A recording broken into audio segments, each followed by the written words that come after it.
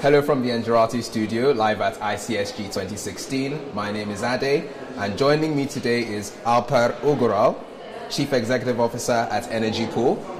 One of the key topics for debate at the moment in the energy industry, whether you know it or not, or you probably do, is demand response. Much ado about demand response. And Alper, to kick things off, would you mind giving us a quick run through of the what and why of demand response and where the real value is?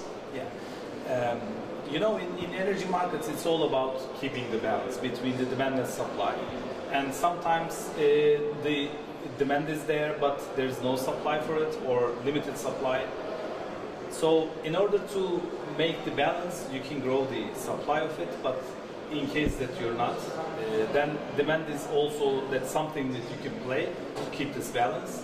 Hence the name demand response, and we make demand to respond to the market conditions.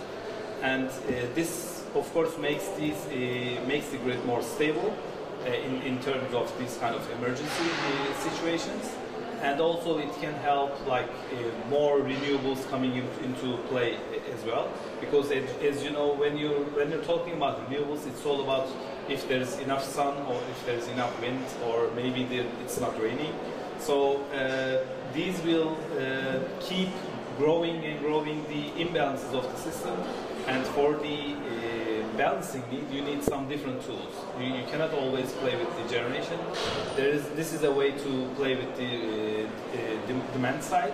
And actually, one of the best things is the capacity is already there, already buried within the large end users, and then of course the mid and small ones. All the thing that we have to do is just change our minds and just unleash the potential. Right. So to unleash that potential, one of the key, when we were talking beforehand, you mentioned key actors. At a country level, a utility level, and then also an end user level. Would you mind walking us through what demand response means to these actors and what the requirements are really from them? So in order to integrate demand response, of course the first question is the regulation. You have to define the play field and the play rules. And in this regulation, you have to make sure that all parties know what will be the demand response in a country like that. And after that, of course, the second challenge is to integrate the end users. These end users will be large manufacturing companies, and it will be really hard for them to be integrated into the system, because any production facility or a manufacturing capacity is a bit harder and more trickier than integrating a generation unit into the system. And of course, once you get past these technical or regulatory issues, then it's all about mindset, because actually demand side users, actually they are more used to they are more used to having the power always on.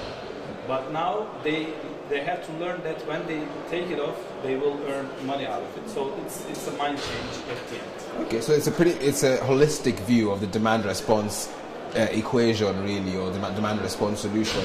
The other side of this is the technology paradigms. We're seeing a lot of talk about microgrids and virtual power plants. Yeah. Can you walk us through how these technology paradigms could affect the demand response equation? Yeah, sure. As I said before, one of the most tricky parts is to integrate the end users. In order to integrate end users, you need automation, and maybe in the future Internet of Things technologies coming into play. And this is only on information management side. And each day on the generation technologies, we see new technologies coming into the play as well. These are, of course, started from the large generation sites, but now more into distributed energy resources. So once these generations are getting smaller and smaller, then it will be the need for balancing them will be higher and higher. So that's why you need to aggregate them, and once you aggregate them, you have to monitor them live and continuously, and then you will try to balance them so that the system operator can actually act on it. because think of a system operator. On one hand, probably they will have maybe a 1,000 megawatts of generation, which they can regulate the power much easily.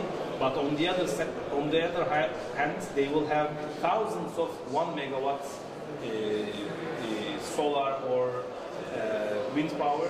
So they have to do something about it so that it will be easy to manage. Demand response can help with this as well. And integrating these renewables with demand side response, we can actually create what we call a virtual power plant, and it can help TSOs to easily regulate the balance within the physical market. Okay, so basically automate, monitor and distribute. These were three key themes that you mentioned there. Would you say that those really cover the key challenges with demand response as well? Is there also a need for a consumer behavior change as well, or studies on actual consumption? Yes, sure. Actually, it's very nice of you that you mentioned about the behavioral change, because at the end, let's say that maybe 10 years from now or 20 years from now, I don't know how many, but at some point it will come down to behavior. So we will ask individuals to wash their clothes at night instead of during peak hours. So this will be a demand response. We are now in the transition period, so we will start eventually from the large end users, but at the end it will come down to individuals who are actually making this into their lives.